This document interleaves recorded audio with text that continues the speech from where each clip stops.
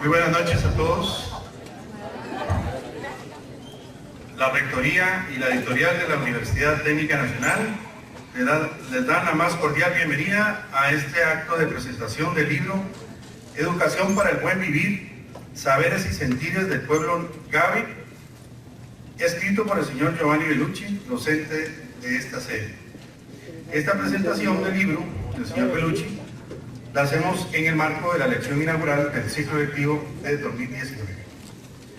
Nos acompañan como oradores en esta noche el señor Marcelo Prieto, rector de la UTN, el señor Emanuel González, decano de la sede central, el señor José Matarrita, presidente del Consejo Editorial de la UTN, y el señor Giovanni Bellucci, autor del libro que estamos presentando en esta noche. Vamos a escuchar a continuación, el señor Giovanni Bellucci se va a referir al contenido de esta obra que estamos presentando hoy.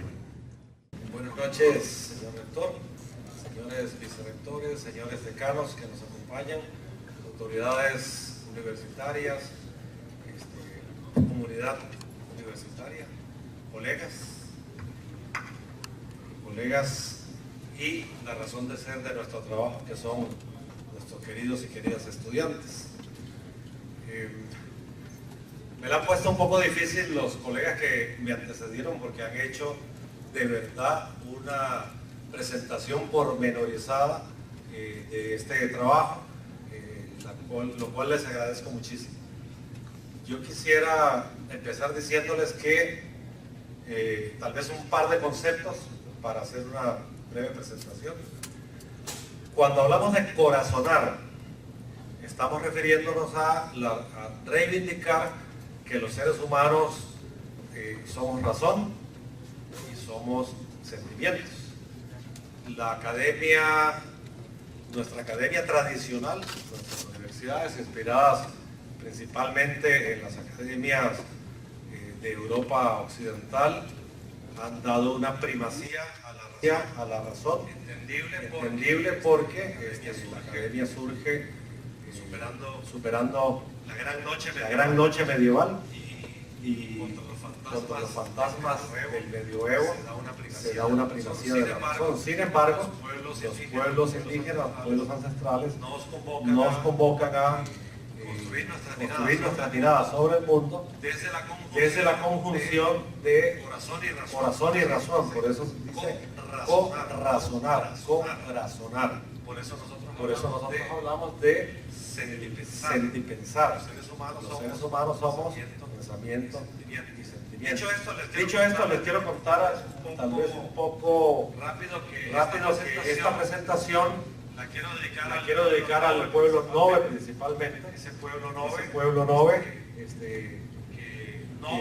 Novo para los Noves es el nombre que le dan a Dios, como Sibú es el nombre que le dan a Dios los Brivi, y entonces ese pueblo Nove, heredero de grandes guerreros como Urraca, quien en 1522 puso de rodillas al capitán Diego de Albites. Esto generalmente los cursos de historia no se cuentan porque la historia la cuentan los que ganaron, y los que ganaron fueron los conquistadores. Pero sucede que al pueblo Nove nunca lo pudieron derrotar, nunca lo pudieron poner de rodillas, y más bien los Noves derrotaron al capitán Diego de Albites. Los hijos e hijas de Novo nacieron libres y lucharon para ser libres. Son ejemplo de tenacidad y amor por la madre tierra. Nunca fueron derrotados por los conquistadores españoles. Fueron avasallados, pero no lograron someterlos. Escaparon a las montañas, pero no lograron someterlos. A ellos y a ellas, a este pueblo, bastante desconocido en nuestro Valle Central, le dedico esta presentación. Quisiera a continuación también agradecer por esta obra al señor rector de la Universidad Técnica Nacional, al señor decano de nuestra sede central, don Emanuel, a las personas integrantes del Consejo Editorial, cuyos nombres no pongo todos para no alargarlo, pero particularmente al equipo de la editorial, a don José Matarrita, a don Federico Arce y a la compañera Emily Paniagua, que nos acompaña aquí esta noche. De verdad, de mucho corazón les agradezco porque sé cómo trabajaron de duro para que la obra fuera una realidad y además para que saliera a tiempo para poder llevarla a un congreso en el cual se distribuyó. Quisiera también, aunque no está presente, agradecer a la doctora Marisol Vidal Castillo, que para mí es la gran maestra de quienes trabajan en educación indígena. Es la autoridad, yo diría, más importante que hay en Costa Rica, que conoce, que sabe, que trabaja en educación rural y en educación indígena. Sin sus aportes, este trabajo no hubiera sido posible. Y no les voy a leer todos los nombres, pero en el recuadro rojo son las maestras y maestros indígenas noves que hicieron parte del equipo de investigación. Es decir, esta investigación no la realicé solo, sino que formamos un equipo de investigadores e investigadoras con una metodología de investigación participativa donde estas personas, todos y todas, indígenas, noves la mayoría.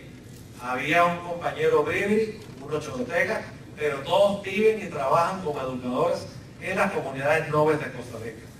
Hicimos un equipo y con el equipo trabajamos con metodologías etnográficas. Quiero decirles también rápidamente cómo surge el interés por esta investigación. Bueno, acá desde la época del CUNA, cuando no teníamos caras, éramos compañeros de trabajo, muchos de los colegas acá, y recuerdan que yo me retiré del CUNA como profesor porque me fui a trabajar en América Latina, a nivel desde el Istmo de Oaxaca en México hasta el Paraguay, pasando por región andina, por los países centroamericanos, principalmente en proyectos con comunidades indígenas. Por eso me retiré del CUNA, porque no era responsable asumir cursos y estar saliendo del país en estos proyectos. Conocer estas comunidades, estos pueblos de manera directa y vivencial fue motivando el interés de desarrollar esta investigación porque nos permitía ver que había identidades, factores identitarios y cosmovisiones comunes entre pueblos indígenas de México, del sur de México, de Chiapas, de Oaxaca, y encontrabas identidades comunes, cosmovisiones comunes, con pueblos como los aymaras, pueblos como los quechuas, pueblos como los quichuas, que están en el sur del continente.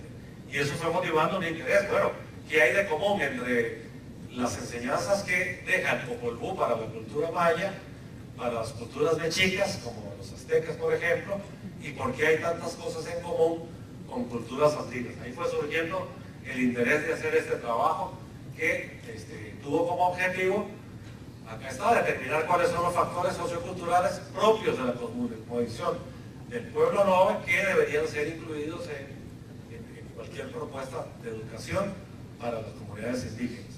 Y no seguir recetando desde el Valle Central lo que consideramos en el Valle Central que es bueno para las comunidades indígenas, sino preguntarle a las comunidades indígenas cómo consideran que debe ser la educación indígena y cuáles son los elementos de su cultura que deberíamos incorporar. Y esto requiere, esta investigación requiere un abordaje multidisciplinario, interdisciplinario, con un fuerte énfasis en metodologías de carácter sociocultural. De ahí que el capítulo 1 del libro es nuestra aspiración, de manera humilde, lo ofrecemos para cursos de metodologías de investigación. O sea, todo el primer capítulo puede ser realmente utilizado para cursos de metodologías sobre, principalmente, investigación, con métodos cualitativos y con enfoques etnográficos. Es decir, para este tipo de investigación no sirve la investigación cuantitativa tradicional. En el primer capítulo desarrollamos los marcos teóricos que tienen que ver, y lo mencionó muy acertadamente don Emanuel en su presentación, por eso lo paso muy rápido, elementos como cultura, identidad, mitos y poder.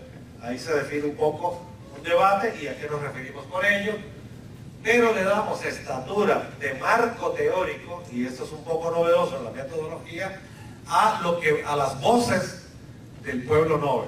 Es decir, en la investigación tradicional, el marco teórico son las autoridades académicas, como algunas que mencionó también don Emanuel, Y los pueblos indígenas, sus voces son vistas como, en todo caso, sujetos que brindan información.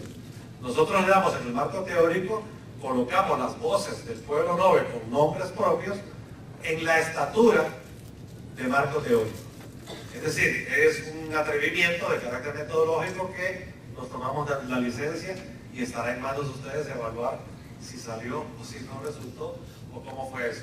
Ok, y ahí hacemos una discusión de si es posible ir hacia una educación indígena holista, humanista, intercultural y pertinente. Hay un capítulo completo para eso.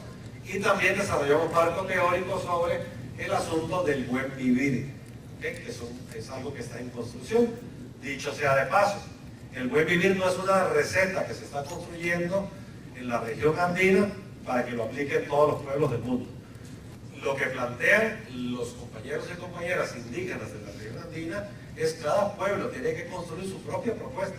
Si le quieren llamar buen vivir, le llaman buen vivir. De hecho, en Aymara y en Quechua se llama Sumacansay o Sumacumaña, pero ellos dicen, sí, los mayas no tienen por qué llamarle así. El asunto es revisar cómo estamos construyendo las propuestas civilizatorias para salvar a la humanidad. La investigación también exigió un compromiso ético y político de respeto hacia las personas, sus estilos de vida, sentires, sueños y formas de organización social. Es decir, con el equipo de investigadores e investigadoras, aunque son de la propia cultura, reflexionamos sobre cómo teníamos que ir a las comunidades con un profundo respeto de los valores, de las creencias, de las formas de ser, de las formas de actuar, de las personas que iban a interactuar con nosotros en las comunidades, en los diálogos que ahora vamos a explicar. Muy rápidamente, para no aburrirles con esto, en el libro está los enfoques que utilizamos para hacer la investigación, que son el enfoque descolonizador, el enfoque holístico y el enfoque sistémico. Ahí se explica en el libro profundamente de qué se trata cada uno de ellos y por qué son parte de nuestra opción epistemológica para este libro. ¿Ok? En el capítulo 1 explicamos también lo de los métodos etnográficos. Y aquí sí me detengo un segundo porque los métodos etnográficos son los únicos que nos permiten alcanzar el objeto de estudio, considerando a las comunidades no como objeto de investigación, ni siquiera como sujetos dadores de información, sino como personas con las cuales entablamos un diálogo de saberes, los saberes nuestros con los saberes de ellos, de sentires, los sentires nuestros con los sentires de ellos, y es un diálogo entre seres, en igualdad de condiciones. Por eso es esencialmente cualitativo. Hacemos un trabajo de campo que permite interpretaciones heurísticas sobre el sentido que le confieren las comunidades a su acción social. El diálogo, la escucha respetuosa, la observación directa y participante ayudan a comprender las representaciones simbólicas y la diversidad de las culturas, desde lo que hacen las personas, desde su vida cotidiana. Esto nos permite estudiar los hechos sociales, nos permite estudiarlos, pero con los sujetos que los protagonizan. Es decir, con las personas que sienten, piensan, construyen su historia, los que diseñan y rediseñan sus cosmovisiones. Es decir, no nos vamos a ir a aplicar una encuesta a la comunidad y venirnos a la comunidad de una oficina acá en la universidad a escribir y a redactar. Se construye con y desde las comunidades con métodos etnográficos. Entonces la dinámica de trabajo del campo, la interacción con las personas, es la que marca la pauta de los diálogos de saberes. Es decir, no acudimos a las comunidades pensando que nosotros sabemos y que las comunidades no saben. Es un diálogo entre saberes, a veces complementarios, a veces saberes diferentes. Un poco para contarles las personas que participaron en los diálogos con nosotros. Bueno, participaron un total de 103 personas. A pesar de ser una investigación de corte cualitativo, la cantidad de personas que participan en los diálogos es importante, de los cuales 63 son hombres y 40 son mujeres, distribuidos en 4 comunidades noves, de territorios noves del sur de Costa Rica, que muy bien don Emanuel nos contó hace un rato. Les muestro muy rápido el perfil de esas personas. Bueno, había investigadores locales, que fueron 20, había miembros de los consejos de educación indígena, que son como decir aquí las juntas de educación, abuelas y abuelos, 11, estudiantes, agricultores, pastor religioso, líder comunal, docentes, consejo de ancianos y caciques, médico tradicional y partera. Es decir, si nos ponemos a observar, se le dio mucha importancia a las personas mayores, que son quienes atesoran las sabidurías ancestrales en las comunidades. Ustedes pueden ver que abuelas y abuelas hubo 11, pero también los consejos de ancianos y caciques, que están constituidos por personas mayores, también se les dio mucha preponderancia. Nosotros decimos que son las bibliotecas vivientes de las comunidades. Ok, en el capítulo 2, y lo voy a pasar muy rápido porque es el capítulo de mucho debate teórico y para no hacerles algo tedioso, pero además de verdad, don Emanuel y don Marcelo nos ayudaron mucho porque nos adentraron mucho en estas discusiones. Les cuento rápidamente que estos son los subtítulos del capítulo número 2. Una discusión sobre multiculturalidad, pluriculturalidad o interculturalidad. A estudiantes que no están metidos en esta onda, les puede parecer ocioso discutir si el enfoque debe ser de multiculturalidad, de interculturalidad o de pluriculturalidad. Pues les cuento que no es tan odioso y en el libro, ahí les invito a leer por qué trabajamos con enfoque de interculturalidad. Se discute también sobre cultura, identidad y mitos, sobre el debate sobre el desarrollo y el control cultural, sobre lo que es la descolonización del ser, del poder y del saber, y sobre lo que son las sabidurías insurgentes y violencia simbólica. Este nombre de sabidurías insurgentes varía en algunos autores, otros hablan de sabidurías desde el sur, saberes ancestrales, sabidurías insurgentes. Depende del autor con el cual lo trabajemos, pero les invito a leer ese capítulo. Ok, aquí nada más de ese capítulo lo voy a tener brevemente en una definición. Porque si yo le preguntara a ustedes qué es ser indígena, ¿cómo identificamos quién es una persona indígena? Entonces hay una definición, hay varias. Para esta obra, el equipo de investigadores acordamos utilizar esta definición de un autor, Agredo, ahí aparece la bibliografía, que define que los pueblos indígenas son grupos, comunidades, parcialidades e individuos descendientes de los pobladores originarios de América. Es decir, descendientes de los pobladores que estaban antes de la conquista. Que tengan conciencia de su identidad étnica y cultural, porque muchos somos descendientes, pero más bien nos da vergüenza que nos digan que en nuestra sangre corre sangre indígena, mezclada con sangre española, con sangre europea. Muchos quisieran más bien quitarse el color de tener sangre indígena.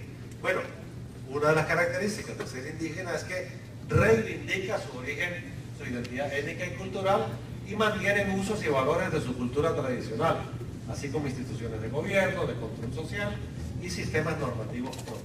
Es una definición, puede haber otras. Ya leyó don Emanuel la definición de cosmovisión, no la voy a repetir, pero ¿qué es lo valioso de esta cosmovisión que nos leyó y nos compartió don Emanuel?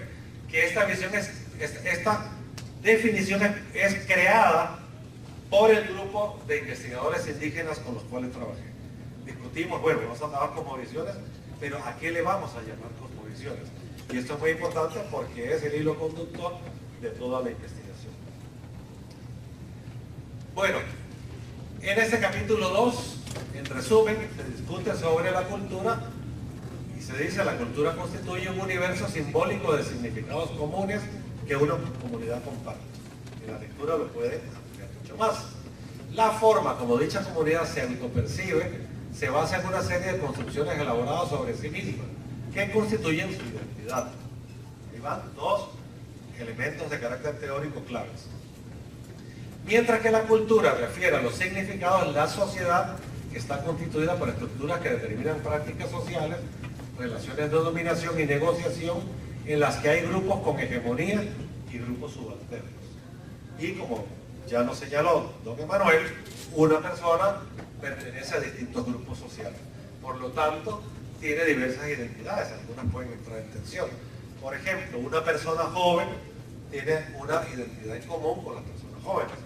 Pero si esta persona joven es indígena o es negro limonense, tiene además identidades propias de su condición étnico, cultural de limonense, negro o de indígena o de campesino. Es decir, participa de varios grupos sociales con diversas identidades. Y les cuento rápidamente de qué trata el capítulo 3 para ojalá motivarles a que lo lean. En el capítulo 3 desarrollamos la discusión sobre los desafíos de la educación indígena. ¿Cómo debería ser la educación indígena? Porque mucho se ha hecho desde el Ministerio de Educación.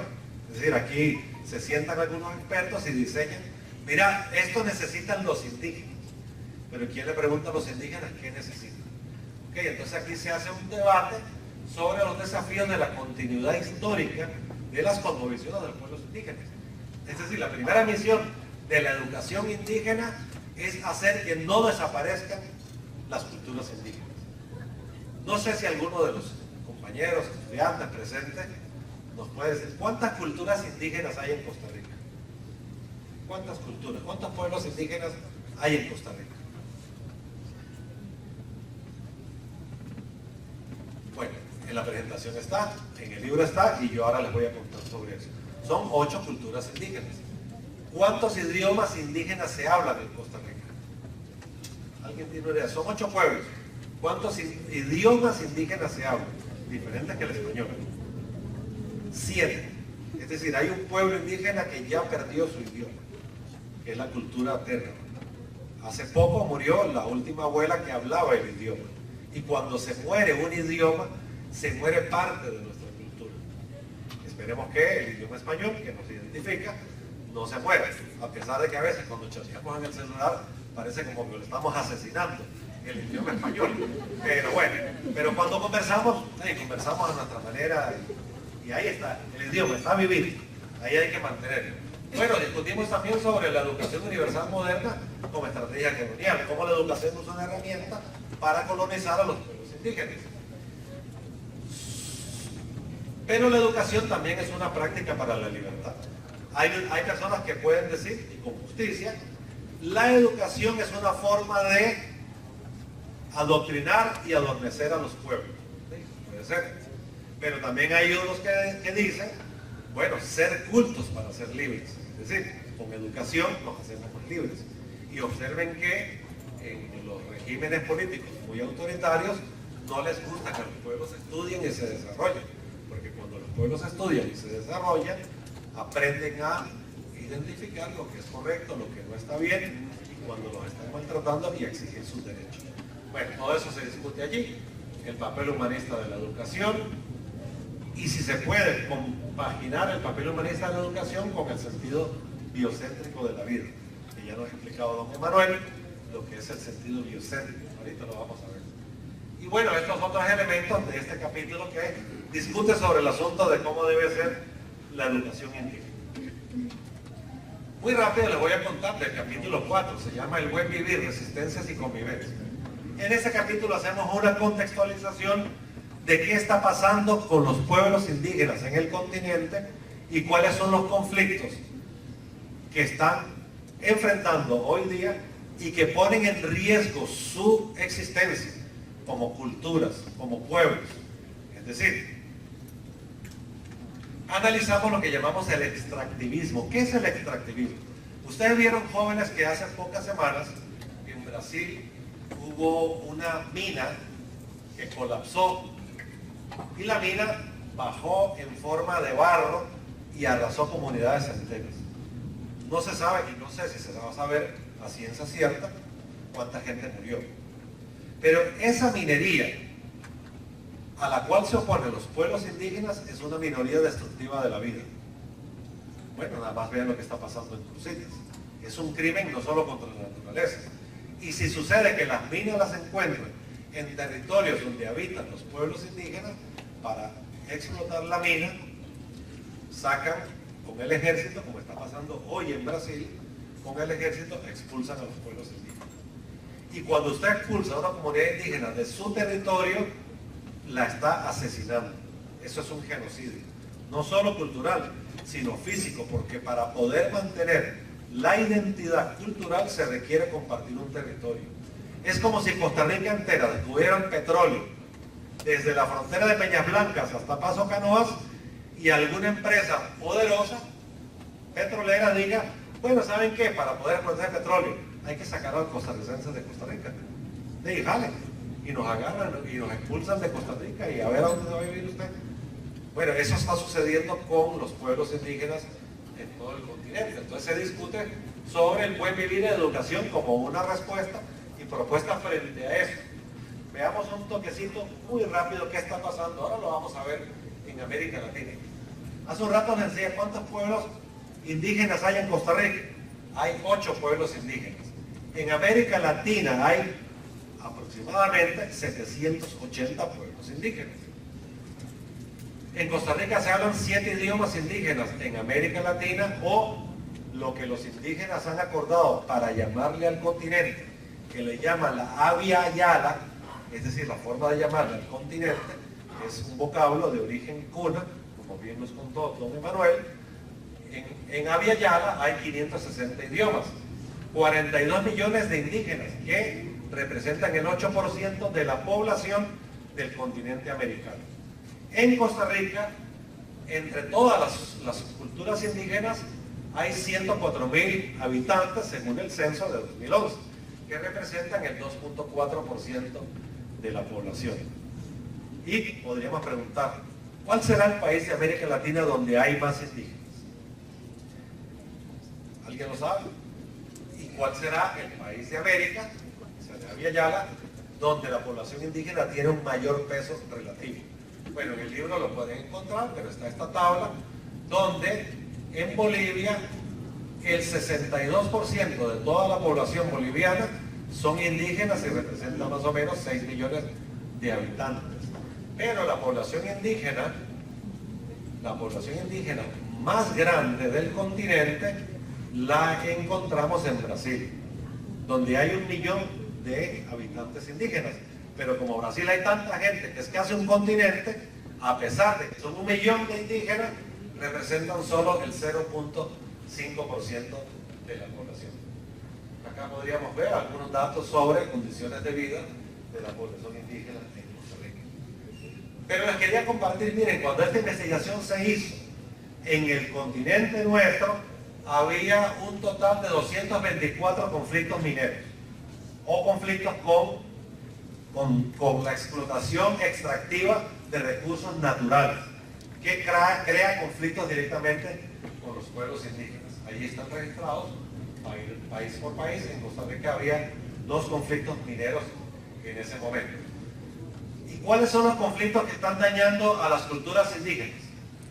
Los megaproyectos de infraestructura, es decir, carreteras, hidroeléctricas principalmente, llegan a hacer una hidroeléctrica, se inundan donde vivían los pueblos indígenas, y el pueblo indígena es el que menos se beneficia de esa infraestructura. El uso intensivo de agroquímicos, los indígenas han producido históricamente de forma agroecológica, es decir, sin agroquímicos. El turismo invasivo y la minería. Eso ha creado lo que nosotros llamamos una cultura de consumismo, de individualismo, y le llamamos la cultura de la muerte. ¿Por qué? Porque implica el desplazamiento, el exterminio físico, espiritual y cultural de los pueblos indígenas.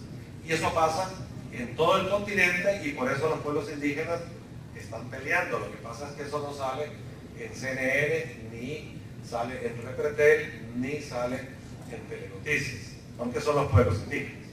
Bueno, si fuera en Venezuela saldría cada rato, ¿verdad? Pero son los pueblos indígenas, les importa muy poco a los grandes medios corporativos de prensa. Rápidamente, en el capítulo número 4 hay una definición de lo que es el buen vivir, que no la voy a leer para no alargarlo más, que la da el colega sociólogo Fernando Guanacuni, que es boliviano. Y en ese capítulo, estos son los contenidos del capítulo. ¿Okay? Ahí discutimos sobre los valores y la espiritualidad, las creencias y rituales, sobre el idioma novere y la tradición oral, y arte y artesanía, danzas y cantos, la familia, la alimentación, la agricultura, la cacería y el territorio. Ya aquí estamos con el capítulo directamente donde los pueblos indígenas nobles de Costa Rica toman la palabra. Si ustedes leen el libro en ese capítulo, todos los diálogos están entrecomillados para respetar lo que dijo la persona y se identifica pidiéndole permiso a la persona para poner su nombre si estaban de acuerdo, y siempre estuvieron de acuerdo y se pone el nombre. Por eso incluso ahí nos damos la licencia de escribir con errores ortográficos. ¿Por qué? Porque el idioma materno de muchos de nuestros hermanos noves no es el español, es el novere, ese es su idioma materno. Más bien hay que quitarse el sombrero de cómo están estudiando en las universidades en un idioma que no es el idioma materno, que es el idioma español. Entonces muchos, y sobre todo las personas mayores, cuando hablan, o las que saben escribir, lo hacen con errores. Entonces nosotros respetamos la forma como hablan y los ponemos en el libro así. Y ahí dice que dijo cada quien. Es decir, ahí toman la palabra y dialogamos sobre estas cosas. Vamos a ver algunas cosas que nos dijeron que son interesantes. Primero, hace un rato les preguntaba cuántos pueblos indígenas hay en Costa Rica. Ya dijimos que hay 8. ¿Dónde están ubicados los pueblos indígenas de Costa Rica? Esto deberíamos saberlo, porque es parte de nuestra historia y parte de nuestro presente. Pero, ¿verdad que no se enseña? O si se enseña, se pasa muy rápido. Bueno, los pueblos indígenas de Costa Rica están ubicados, ahí está el mapa, que está en el libro, no me voy a detener en cada uno de ellos para no hacerlo más largo. Pero el pueblo nove en el cual se concentra el libro está constituido por 3.654 habitantes. Todos ellos viven en 5 territorios indígenas. No se llaman reservas indígenas, como en Estados Unidos. Antes se llamaban así. Ahora se llaman territorios indígenas. Y ojalá algún día sean comarcas indígenas. Porque vean qué curioso. Ellos viven en estos cantones, Golfito, Corredores, Cotobruz, Osa y Buenos Aires, todos de la provincia de Punta Arenas. Pero vean qué curioso, aunque son del mismo pueblo, los territorios donde ellos habitan están dispersos, es decir, no tienen colindancia entre sí. Esos que ustedes ven aquí, donde estoy señalando, son territorios nobles, los que están en azul. Vean, Península de Osa, aquí Punta Burica, que les llega más fácil entrando por el lado panameño, y estos que son, esto es llegando a Ciudad Negra, La Casona, y esto es en el territorio de Alto de Conde y el territorio de Abrojo Montezuma. Esos son los territorios nobles. Ya los podemos identificar. Cuando ustedes hacen un paseíto a Paso Canoas, a la frontera, a hacer algunas compritas, yendo para Paso Canoas se pasa cerca de uno de los territorios indígenas nobles, que es Abrojo Montezuma. Todos están cercanos a la frontera con Panamá, como bien lo decían nuestros colegas, porque curiosamente esta frontera artificial que fue negociada por otros y no lo tomaron en cuenta, dividió al pueblo noble en 2 partes. Es decir, quedaron nobles del lado panameño, que son una población muy grande, y quedaron nobles del lado de Costa Rica. Bueno, pero como esa frontera no la inventaron los nobles, se la cruzan a cada rato y tienen vasos comunicantes entre, incluso familiares, entre los 2 países. De hecho, en mi equipo de investigaciones que trabajaron conmigo, había 2 muchachos, hermanos, que son educadores en el lado costarricense, pero su cédula es panameña. Es decir, vean que viven trasladándose de un lado a otro. Algunos tienen familiares de los 2 lados de la frontera. Bueno, ya conocemos un poquito más de los pueblos indígenas de Costa Rica y de los nobles. Vean, las cosmovisiones de este pueblo las transmiten de generación en generación de forma oral. Es decir, allí los abuelos, las abuelas van transmitiendo a las nuevas generaciones los valores, las creencias, las tradiciones y las vivencias. Esas cosmovisiones, ¿para qué les sirven al pueblo noble y a cualquier pueblo indígena? Bueno, fundamentan su espiritualidad, el trabajo productivo, el cultivo de la tierra, la crianza de los animales, como lo hacen, la preservación de los bosques y del agua como fuente de vida, las relaciones entre las personas y los distintos grupos sociales, y los vínculos con la madre tierra. Es decir, las cosmovisiones tienen una repercusión en la vida cotidiana de los seres humanos. Así como las pensamos, como las sentimos, así las vivimos. Y la investigación nos permitió ver que en la cultura noble tienen valores de la cultura donde hay un espíritu de vida comunitario, de hermandad, solidaridad y complementariedad que se está perdiendo en mucho por la influencia de la cultura occidental costarricense. Su cultura se enfatiza en compartir y no en competir, en vivir en armonía entre las personas y con la madre naturaleza. Es decir, la tradición de la cultura noble es que si vamos a hacer deporte, o al menos así era, yo no soy feliz si derroto al compañero en el deporte. Yo soy feliz si crecemos juntos y ganamos todos. Es decir, nosotros introducimos juegos y deportes en la cultura indígena que a veces chocan con la manera de ellos de ver el mundo, donde el complemento, la solidaridad están por encima de la competencia. Es parte de su cultura el sentimiento de que nadie viva mejor, que todos vivan bien. Es decir, yo no soy feliz si yo tengo todo en mi casa, pero en mi comunidad, mis vecinos y mis familiares la están pasando muy mal. En su cultura, el sueño es que toda la comunidad mejore. No tienen nada en contra de que una persona con su esfuerzo mejore más. Si yo cojo 10 cajuelas de café, yo no tengo por qué ganar lo mismo que el otro que solo agarró 2 cajuelas de café. Es el esfuerzo individual. Pero se busca que como comunidad, toda la comunidad viva mejor. En el caso de la cultura noble, el trabajo es felicidad y fiesta, desde el niño hasta la abuela. Imagínense cuando llegamos a la comunidad, le decimos, no, pero es que en Costa Rica está prohibido que los niños trabajen. Y dicen los indígenas nobles, no, pero sí, yo desde niño, y así lo enseño, por generación en generación, el papá lleva al niño a enseñarle la agricultura y el niño trabaja con el papá en la agricultura, porque es una forma de enseñar. Y dicen, sí, ¿cómo van a prohibir que yo lleve al hijo mío a enseñarle cómo es la agricultura? O a escoger las plantas medicinales, o cómo se prepara una medicina natural, o a las niñas cuando la mamá les enseña a tejer el traje noble, el kra le llama, que es el que distingue a las mujeres nobles, y lo producen a veces para vender también al turismo. Es decir, ellos tienen una estructura social basada en armonía, equilibrio, por proporcionalidad y dualidad. Comparemos esto con nuestra forma de vida acá en San José, aquí en Chepe. Nuestra forma de vida se ha convertido en una cultura de producción, consumismo e individualismo. Yo valgo, si tengo plata, para comprarme el último celular. Y si no me lo puedo comprar, me muero de envidia que el compa se compró un celular que yo no puedo tener. Eso es consumismo, es individualismo. ¿Ok? Que convierten en mercancía a la naturaleza como fuente de insumos y a los seres humanos como fuerza de trabajo. En la cultura indígena, esa visión antropocéntrica donde el ser humano está en el centro, se cambia por una visión donde la vida está en el centro. Y muchos pueblos indígenas, recuerdo que me decían, y me lo dijeron en Guatemala, me lo dijeron en Bolivia, Giovanni, es que para ustedes, los occidentales, todo lo que existe en el planeta lo dividen entre materia biótica, es decir, que tiene vida, y materia abiótica, que no tiene vida. Para nosotros los indígenas, todo tiene vida.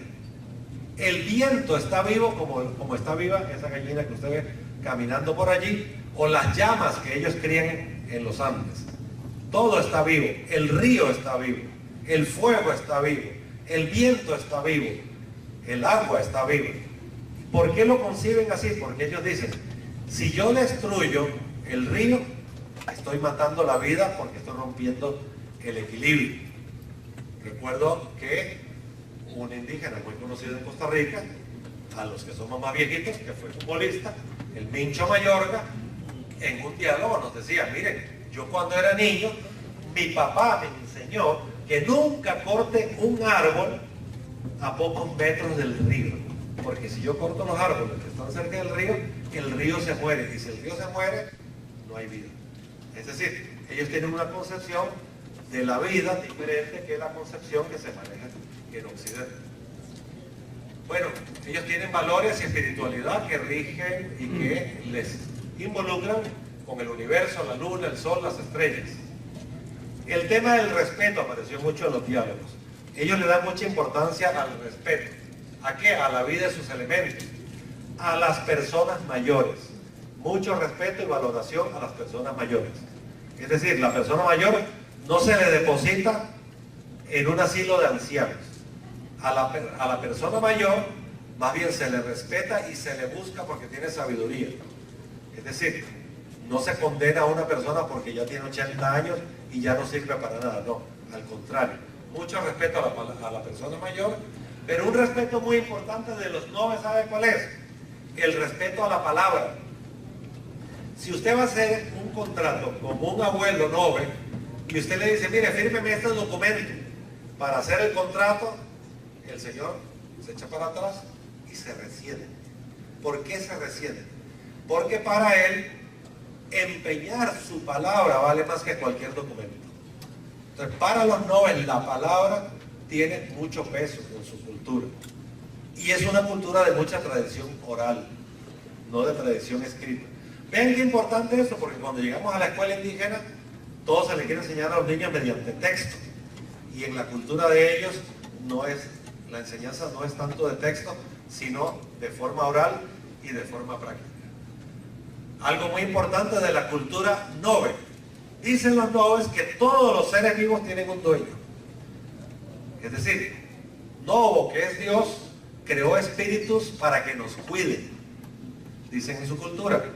Entonces, como los animales tienen un dueño, si yo soy un padre de familia nove y tengo que ir de cacería a cazar un animalito para darle de comer a mi familia, yo le pido permiso al dueño de los animales para ir al bosque y tomar el animalito que mi familia necesita. Los bribris tienen algo muy parecido y le llaman el espíritu del bosque, que cuida el bosque y a los animales, cuida la naturaleza.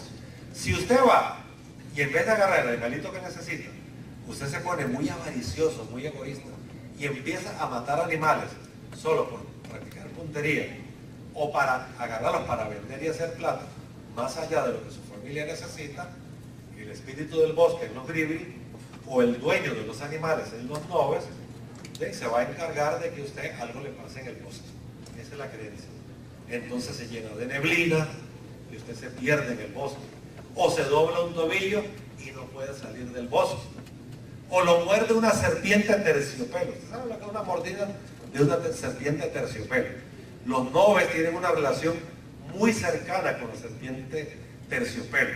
Si ustedes observan, la artesanía nove siempre tiene como unas especies de triangulitos.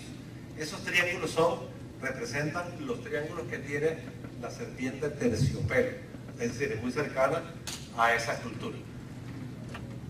Y ellos dicen que nosotros vivimos en dos mundos paralelos. Uno donde vivimos los humanos y otro donde viven los espíritus de nuestros antecesores. Ellos dicen, nuestro antecesor murió, pero está siempre cerca de nuestro hogar. ¿Qué más aprendimos con los pueblos nobles?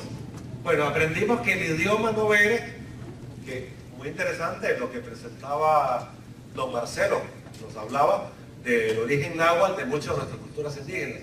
Y nos decía, pero conocemos poco de los del sur. Excelente lo que nos decía don Marcelo, porque sucede que el idioma nove, como el bribri, como el cabeca, no tienen nada que ver con el náhuatl. Es como nos decía don Marcelo, vienen del sur y son idiomas de origen chibcha. Es decir, es una cultura muy fuerte, la cultura chibcha, que sobre todo está ubicada en lo que hoy es Colombia y que influyó mucho en las culturas indígenas de lo que hoy es Panamá, como los cunas, como los noves y otras culturas, como los bribris y otras culturas de menor población.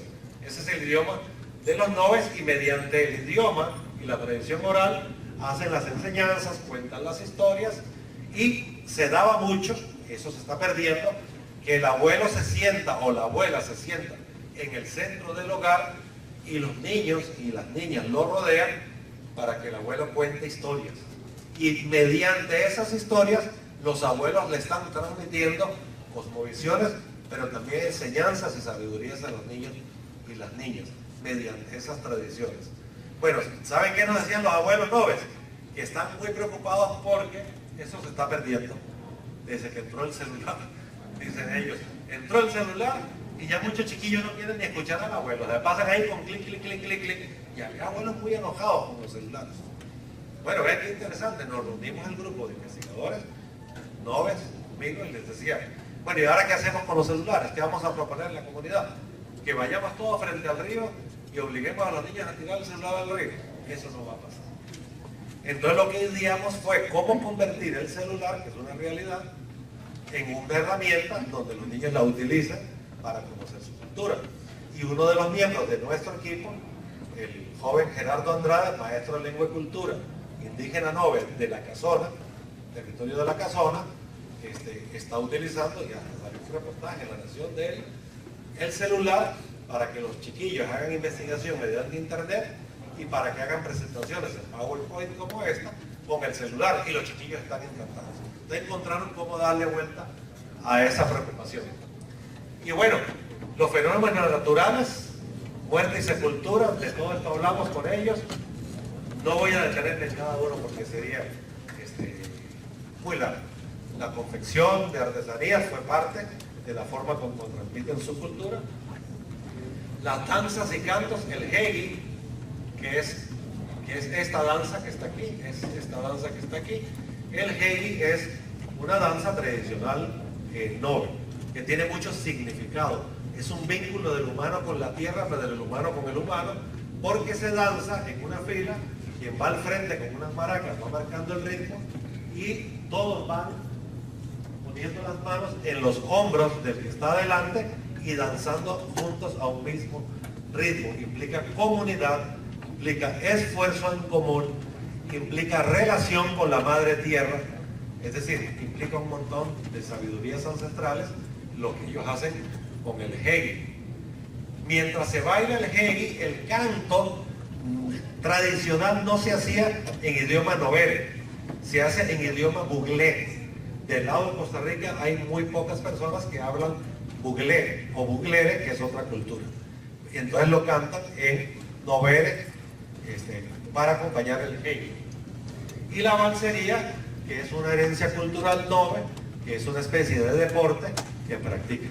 Bueno, he de decirles que la penetración de las iglesias de distintas denominaciones en los territorios indígenas han ido a decirles a los indígenas que dejen de practicar el hegi y de cantar en esos idiomas extraños, y menos la valsería, porque dicen que eso es del demonio, que eso es de Satanás, y que eso hay que quitarlo. Imagínense el daño cultural. Es como que nos digan otro día, no baile salsa, ni baile merengue, porque cuando baila merengue menea mucho las caderas, y eso es de Satanás, de salado. Hay que seguir meneando la cadera, muchachos, no vayan a dejar que les quiten la salsa, el merengue, o la música que a ustedes les gusta. También hablamos de cómo se escoge la pareja en la familia Nove. En los antepasados, los adultos negociaban entre sí con quién iban a casar a la chiquilla. Eso por dicha se ha ido eliminando y ahora se respeta la voluntad de las muchachas, pero eso hacía que muchas muchachas se escaparan del hogar para que no las obligaran a casarse con un hombre que ellos no querían. Pero bueno, de eso dialogamos bastante y en el libro lo pueden leer que hay bastante. Hablamos de qué pasa durante el embarazo. En la cultura nova es muy interesante. No se embaraza la mujer, la pareja se embaraza. Entonces cuando los ebais van a las comunidades, deben incorporar al hombre porque él tiene un especial interés en el cuidado del embarazo de la mujer. Muchos dicen, es que es una cultura muy machista, las culturas indígenas. Bueno, pero sucede que allí el embarazo es de los dos. Acá, en el lado nuestro, el embarazo tristemente muchas veces es de la mujer, porque muchos salen huyendo a la responsabilidad del embarazo, muchos hombres, hay que decirlo, ¿verdad? Hablamos también de qué pasa cuando la jovencita llega a la edad de su primera menstruación y cuando el hombre llega a la pubertad. Hay rituales que en el libro se cuenta un poco de qué se trata hasta donde ellos quisieron contar. Hablamos de cuáles son los alimentos y bebidas, nada más les cuento brevemente. La chicha de maíz, que se utiliza mucho en las fiestas, es una bebida que, si usted la toma mucho, se puede alcoholizar. Utilizan el cacao, la toma de cacao. El cacao se utiliza mucho, y vean qué interesante, cuando hay una reunión que hay que tomar decisiones importantes, y lo hacían con nosotros para conversar, no conversamos de nada, vamos a tomar cacao. El cacao caliente lo tomamos. ¿Por qué? Porque desde la tradición Nove, el cacao ayuda a que el espíritu esté libre para tomar mejores decisiones, para poder conversar, para poder concentrarnos. Es decir, el cacao tiene un sentido ceremonial en la cultura Nove, aunque también lo toman para el frío y demás en la familia. ¿Verdad? Muchos refrescos de frutas. Tradicionalmente se comía mucho animales silvestres mediante la cacería, como les conté antes. Muchas verduras, legumbres y frutas. En el libro vienen hasta los listados que nos dieron ellos de qué.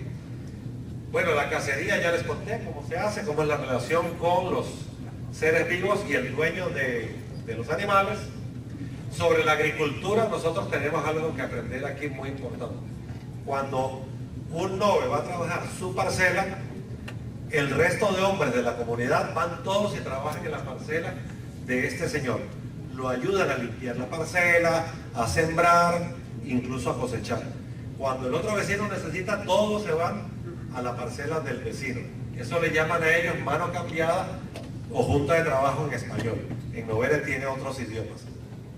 Es decir, no hay ese individualismo. Él va a limpiar su parcela, que vean cómo hace. Que vaya y pague peones. No, acá vamos todos y le vamos a ayudar. Las mujeres también participan, preparan alimentos, y cuando se va a construir una casa, se hace también una junta para construir la casa entre todos. Cuando es una pareja nueva de jovencitos, toda la comunidad participa ayudándolos a construir su casa. Bueno, ya les dije, construyen sin agroquímicos, siembran sin agroquímicos, producen en pequeña escala, y las plantas medicinales son importantes. He de decirles que la planta medicinal es importante, pero usted llega a las escuelas indígenas en Costa Rica, y en muchas ya no hay huerto escolar, y es una comunidad agrícola, y se curan con plantas medicinales, y no hay plantas medicinales en los huertos escolares porque no hay. Y yo les he de decir, uno de las personas con las cuales dialogamos, que aparece en el libro, es un señor de más de 80 años, Nove, que es el médico de la comunidad. Yo le decía a los compañeros, no le llamen curandero. No, él no es un curandero, es un médico. Solo que su sabiduría no proviene de la facultad de la UCR ni de la UNIBE. Pero ese señor, estando yo en las comunidades, les puedo decir, una terciopelo muerde a alguien en la montaña y lo llevan donde él. Las primeras curaciones él se las hace para que pueda llegar al hospital de Ciudad Neily. Y cuando llega al hospital de Ciudad Neily, los médicos le dicen, no sé qué le hicieron, pero si no le hubieran hecho lo que le hicieron, este señor no llega vivo. Porque la mordida de terciopelo es una de las cosas más terribles. Pero no solo de la terciopelo. Yo vi curar a este señor otras enfermedades. Personas que llegaban con diarrea. Una vez había un grupo de gringuitos haciendo trabajo voluntario, como hacemos TCU nosotros. Bueno, andaban ellos haciendo su TCU allá en Alto de Conte. Y bajan con una muchacha que la traían alzada, que había agarrado una diarrea, una infección muy, muy fuerte. Y este señor, don Gustavino se llama, les dijo, tráiganla acá, paren, esta chica no llega al hospital. Y la empezó a curar. Cuando la estabilizó, ahora sí llévela al hospital. Es decir, lo vi curar a don Gustavino, lo vi curar el papalomoyo, que es una enfermedad que da una mosca en algunos territorios, y lo vi curar con plantas medicinales. El papalomoyo, que tiene un nombre científico acá en los hospitales, la curación que se hace en el hospital es mediante unas inyecciones que son dolorosísimas y que se ponen y se le ponen todos los días a la persona donde está infectado, a ver cuándo el bicho, el parásito decide morirse. No se sabe, pueden ser 15 días, un mes, 3 meses inyectándole una cosa dolorosa. Yo vi a don Gustavino curar el papalomoyo entrando, claro, él no te va a contar cómo hace su planta medicinal, pero lo vi entrar a su casita, su chocita, que viera la humildad, salir con una cremita en la mano y llegarle a la persona, un viejito, y ponérselo en el brazo. Ya está curado. ¿Cómo ya está curado? Solo con eso. Sí, ya está curado. Y en efecto, pasaron 2 semanas y el paciente estaba curado de papillomavirus. Es decir, medicina natural, eso no es brujería, eso no tiene nada de otro universo, eso se llama medicina natural. Ustedes disculpen que yo me entusiasmo con estas cosas, pero nuestras universidades desconocen tanta sabiduría que hay en esas comunidades. Bueno, la tierra para ellos es muy importante, la tierra es biocentrismo, es la madre tierra, donde todos somos hermanos, los seres vivos con la naturaleza, y pues, es un espacio mítico, sagrado, espiritual, cosmogónico. La tierra para ellos no tiene límites. Lo que tiene límites para ellos es el territorio, y hacen una diferenciación entre tierra y territorio. Ese es el espacio donde se vive, donde se produce, donde hay economía, donde sentidos sensoriales puedo compartir con otras personas. Esta definición, no lo voy a alargar más, pero es muy importante esta precisión. Y no voy a leer las conclusiones para no alargarlo, porque me encantaría más bien aprovechar este espacio. Las conclusiones están en el libro y las recomendaciones también están en el libro. Todo lo que se aprendió, ¿quién debería ser el primero que lo usa? El Ministerio de Educación. El Ministerio de Educación Pública, que utiliza estas sabidurías, porque hay muchos consejos directos que dan los indígenas noves sobre cómo sueñan que sea su educación. Imagínense una educación metidos en un aula, los niños sentados, los niños indígenas sentados allí, cuando tienen un mundo entero afuera del aula y perfectamente se puede. Yo me pregunto, ¿por qué no llevan a los niños y niñas indígenas a la casa de un abuelo? Para que les cuenten sus historias del pasado. Y volvemos al aula a conversar con los niños que aprendieron del abuelo. Y el abuelo se va a sentir muy feliz. ¿Vieron qué feliz es señora cuando uno va a conversar con ellos? Y finalizo diciéndoles, los diálogos de saberes y sentires entre seres son diálogos que con los métodos etnográficos usted no puede ir con una boleta de entrevista estructurada. Supóngase que quedamos con el abuelo. Mira, abuelo, yo vengo la otra semana, ¿qué día le queda bien? Ah, venite, como a las 4 de la tarde. Entonces uno lleva el café, el pancito, el quesito, vamos a conversar. Abuelo, ¿y qué? ¿Le gustaría que la otra semana hablemos de cómo era la agricultura en sus antepasados? Ah, lindísimo, vamos a hablar de eso. Y usted llega a la siguiente semana y el abuelo no quiere hablar de agricultura. El abuelo quiere hablar de algo que le llamó la atención. Por ejemplo, empieza a decirte, mire, es muy bueno que tenemos becas de limas aquí en la comunidad, porque ya las familias no se van a coger café como antes. Nuestros hermanos noves del lado panameño tienen más pobreza y son ellos los que van a coger café. Y cuando va a coger café, los niños lo sacan de la escuela. Y nosotros, gracias a que tenemos becas de limas, ya los niños tienen que irse de la escuela para coger café. Ah, bueno, y eso es bueno. Sí, pero tiene un problema, dice un abuelo. El problema es que ya le llega a una familia, tiene 2 hijos, le llegan 2 becas y nadie quiere trabajar en esa familia. Porque un ingreso, póngase una beca de 80,000 pesos, otra de 40,000 pesos, 120,000 colones en una comunidad de esas, es un salario que fácilmente no se tiene. Y entonces te dice el abuelo, es que una solución sí, pero nos está creando un nuevo problema. Y entonces el abuelo quiere hablar de eso. Por eso los métodos etnográficos, esta investigación, se duraron años para hacerlo. No se puede hacer de la noche a la mañana, no es una encuesta. Es decir, hay que tener mucha paciencia y además que es súper interesante lo que uno aprende rompiendo el protocolo. Les termino con una anécdota. Estábamos en Abrojo, Montezuma, en una actividad con personas de la comunidad. Había hombres y mujeres de distintas edades. Dice una señora, se levanta y dice, a mí me molesta mucho que en la comunidad, siendo nove, haya maestras que no usen el vestido tradicional de nuestra cultura. ¿Qué ejemplo le van a dar a los niños y las niñas de amor a su cultura si ellas mismas no se ponen el vestido tradicional? Y todos los que estaban en la reunión se quedaron, mira, qué interesante, tiene razón la señora, mira. Pero de repente otra señora se levanta, otra señora, indígena nove también, y dice, miren, yo creo que no es un asunto de vestido.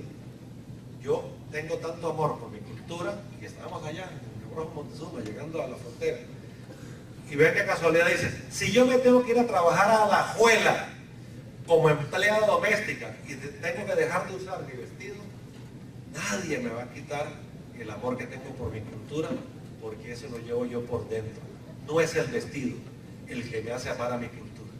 Y todos decían, mira, qué interesante, tiene razón. Bueno, ¿cuál tiene razón? ¿La primera o la segunda? Decíamos nosotros.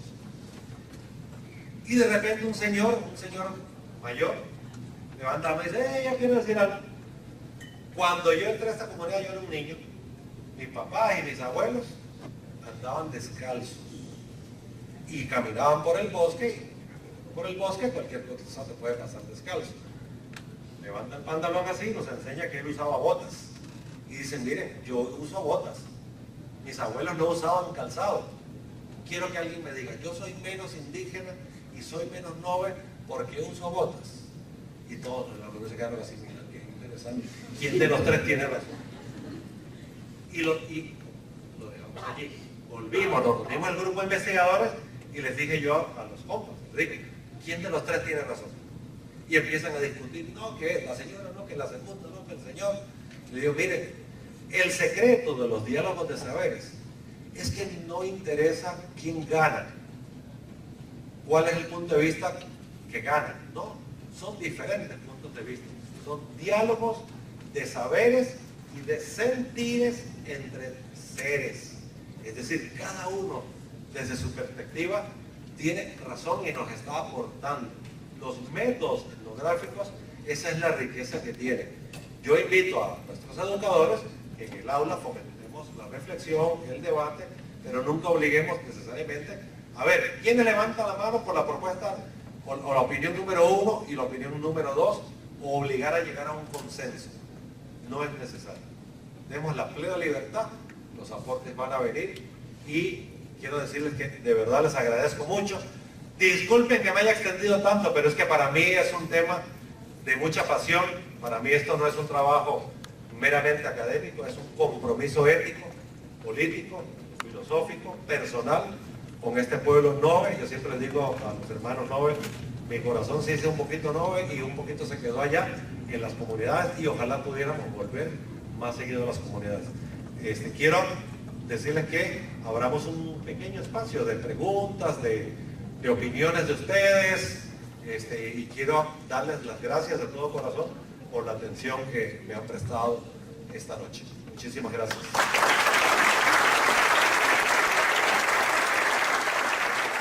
Si gusten hacer alguna consulta, De verdad les quiero agradecer de todo corazón, en primer lugar, a nuestras autoridades, de verdad al señor rector, muchísimas gracias, a nuestro señor decano, al señor decano de Guanacaste por estar acompañándonos, ni se diga a nuestros compañeros y colegas del Consejo Editorial de la UTN, sin ellos esto no sería posible.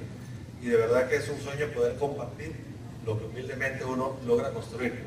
Y las gracias principalmente a ustedes que me han soportado hasta esta hora. De verdad que muchísimas gracias.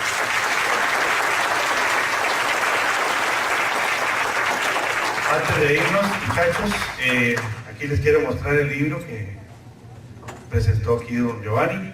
Tiene un costo de 4.000 colones. Si no tienen ahorita dinero para comprarlo, bueno, ahí están los compañeros en la puerta para comprarlo en este momento. Los que no tengan dinero lo pueden adquirir posteriormente en la editorial UTN, ubicada ya en el Centro de Formación Pedagógica y Tecnología Educativa en Desamparados de Alajuela. También hay algunos ejemplares del libro que presentamos ayer, un libro sobre un esbozo histórico de la creación y desarrollo de la Universidad Técnica Nacional, por si ustedes quieren enterarse cómo fue que nació esta universidad que hoy los acoge. Los que quieran también adquirirlo, ese tiene un costo de 7.000 colones. Ese lo hice yo. Muchas gracias. Sí. Ayer lo presentamos y muy honrado también, al igual que don Giovanni, de formar parte de la producción literaria de la Universidad Técnica Nacional. A todos ustedes muy buenas noches, muchas gracias por estar aquí.